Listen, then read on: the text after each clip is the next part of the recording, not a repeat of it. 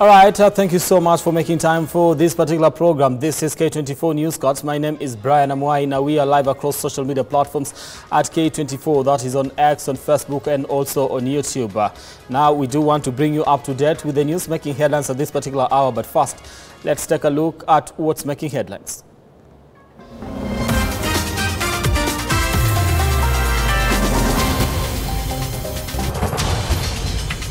Isaac Mutuma is set to take over as the governor of Meru County for the remainder of the term following the impeachment of Kawira Mwangaza. Central Bank of Kenya Governor Kamau Thuge appears before the National Assembly's Departmental Committee on Finance and National Planning to address questions concerning the printing of new currency notes. 5 officers from Gigiri Police Station are said to be arraigned in court following the escape of 13 remandees, as security officials continue to investigate the circumstances surrounding the incident.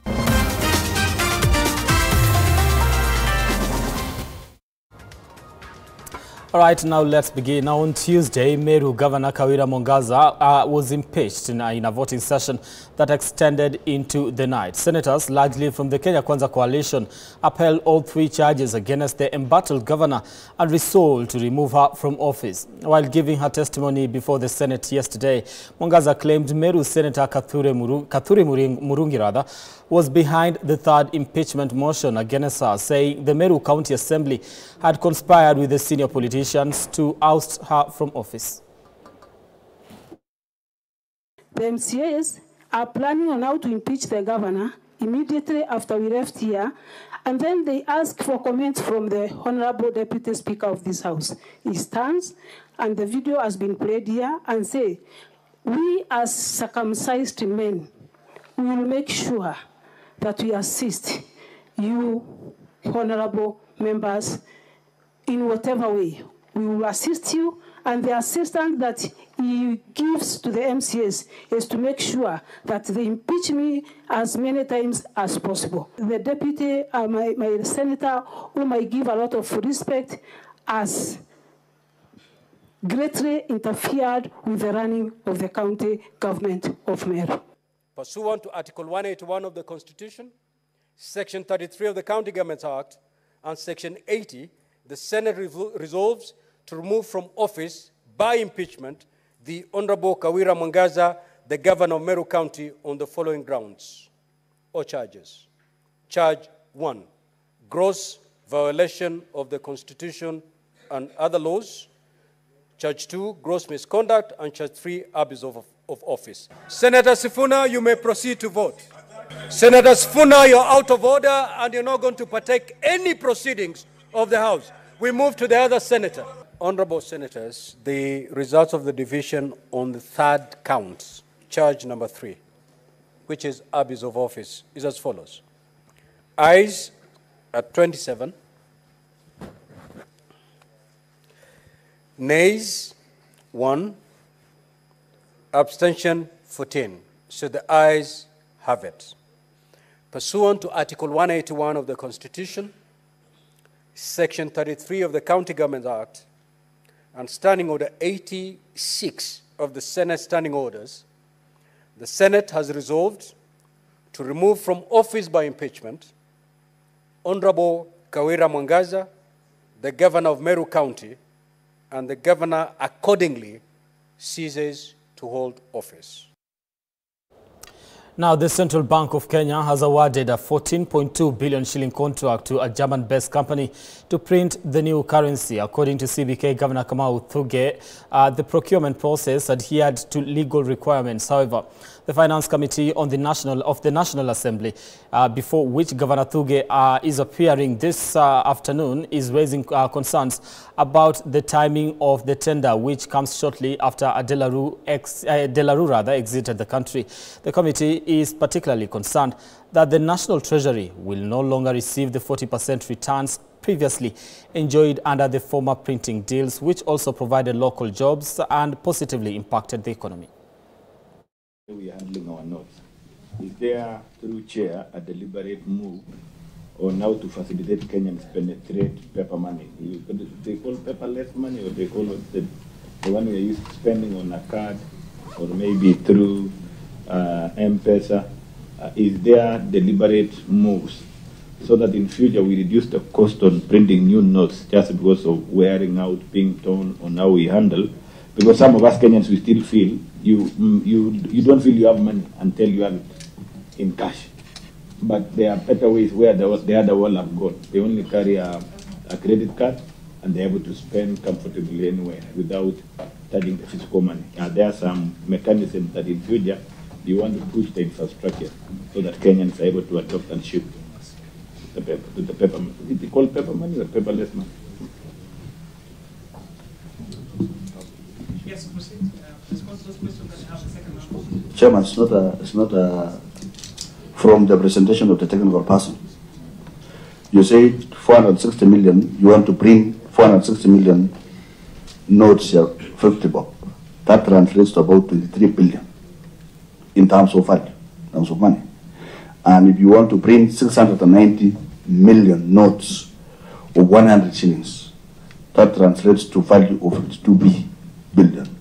And if you want to print 260 million notes of 200, that translates to 52. The other one is 69 billion. And then for 500 shillings note, you want to print 170 million.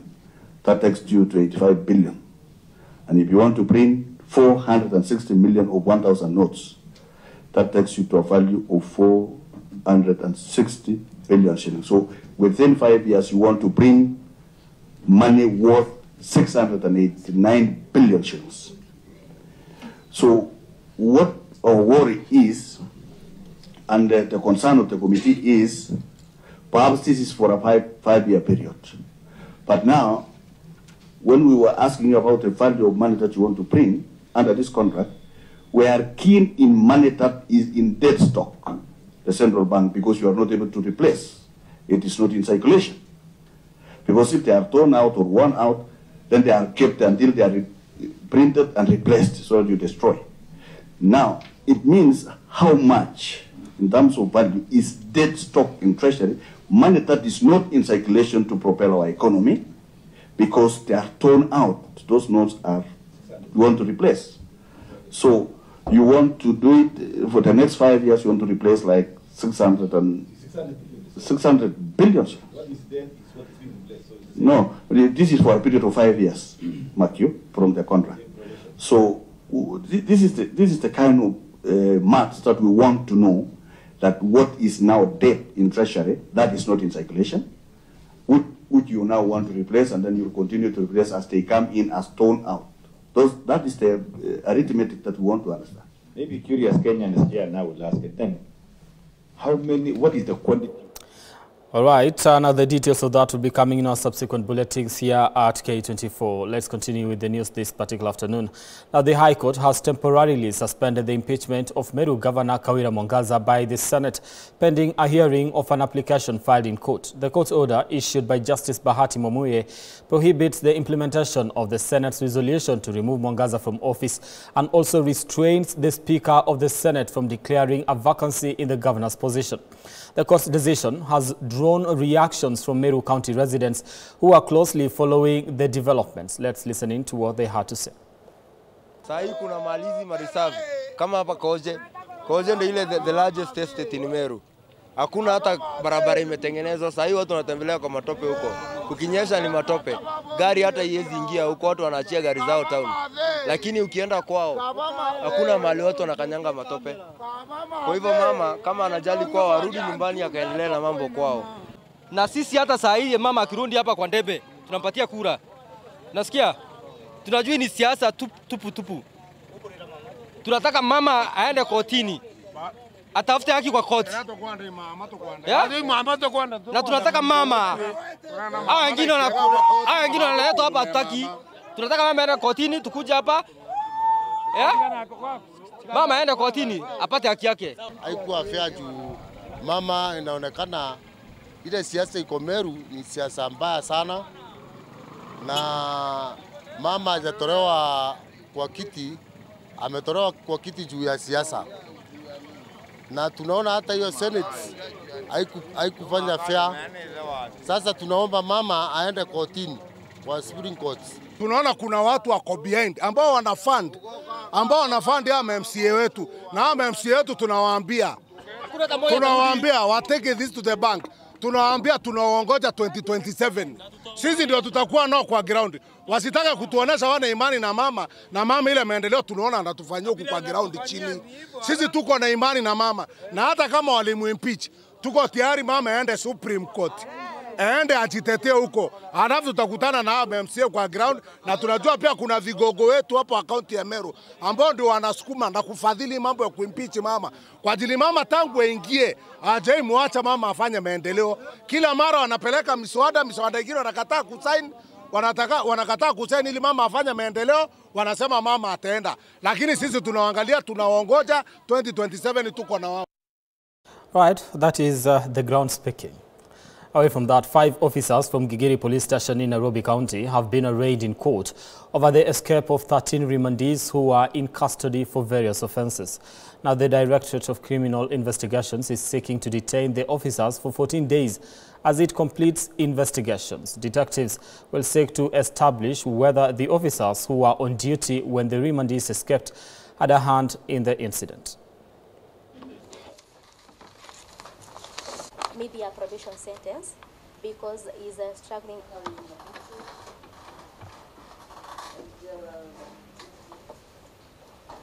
And the grounds are that the 5 respondents are police officers who were stationed at Gigiri Police Station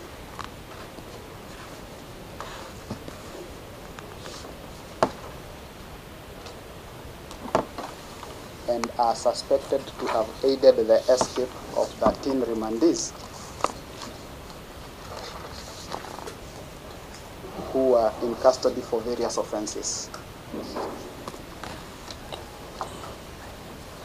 And I'll ask the court to take judicial notice that among the escapees is one Collins Jumaisi,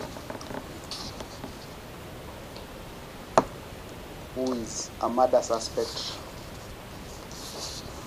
in the notorious Kware murders. The IO has defined that the compelling reason why he needs the suspects in custody at paragraph 7 of his affidavit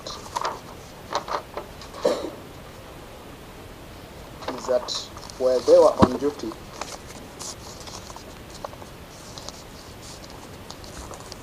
the 13 remandees escaped and are still at large.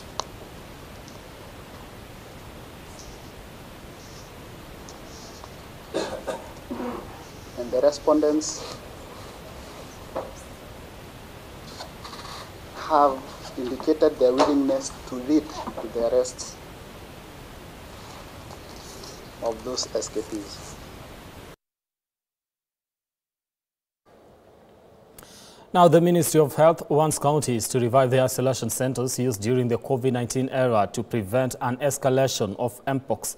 While giving an update of the status of mpox in the country, Public Health PS Mary Mudhoni said the national government is working closely with the county governments to keep the disease at bay. The ministry says it has screened over 300,000 travelers since July 31st. The World Health Organization has declared mpox a public health emergency of international concern and has since activated a National Public Health Emergency Operations Center.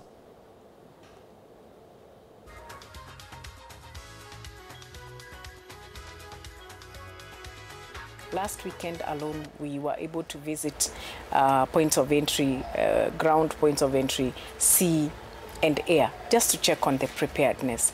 Again, we have also strengthened the exit and entry points through temperature checks and ensuring that screening is done for each and every person. We are sensitizing the stakeholders around every entry point also to equally know the signs and symptoms, what they need to check for, what they need to do, the procedures and manuals that need to be followed at every entry point. So currently, As you may know, we do not have even vaccine for mpox. That is in the country. But the ministry has, however, initiated consultation with WHO and Africa CDC and other institutions with the view of accessing vaccines that have been approved by WHO for emergency use.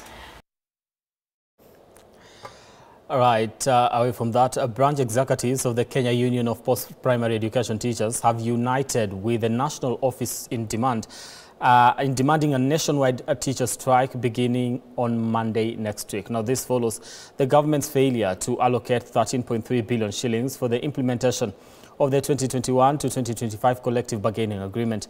Speaking in Ainamoi, Kupet Kericho branch executive Mary Rotich declared that the union will not back down until the government addresses their demands.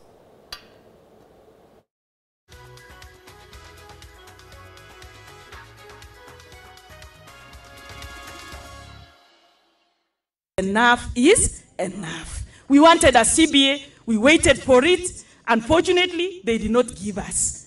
Now we are supposed to be discussing another CBA when they have not implemented in full this current CBA. Teachers, please, when you listen to that voice, know that is the voice of the teachers. On Monday, 26th, don't open. Let us stay away and continue staying away until TSC, until the government take us seriously. Our cover also, they have deducted from 22 billion budget to 11 billion. If we have been suffering with 22 billion, Sembuse 11 billion down, we are not backing down.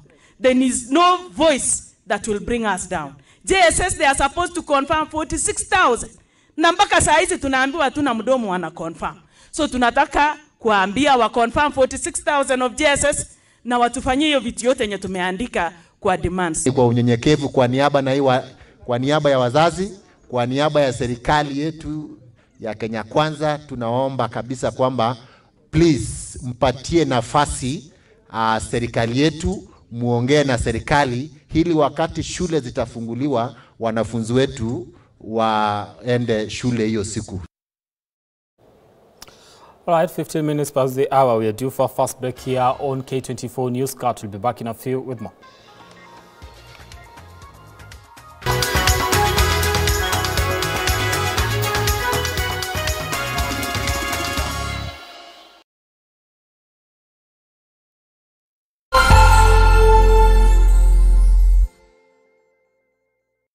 Have you watched K24? We would love to hear from you.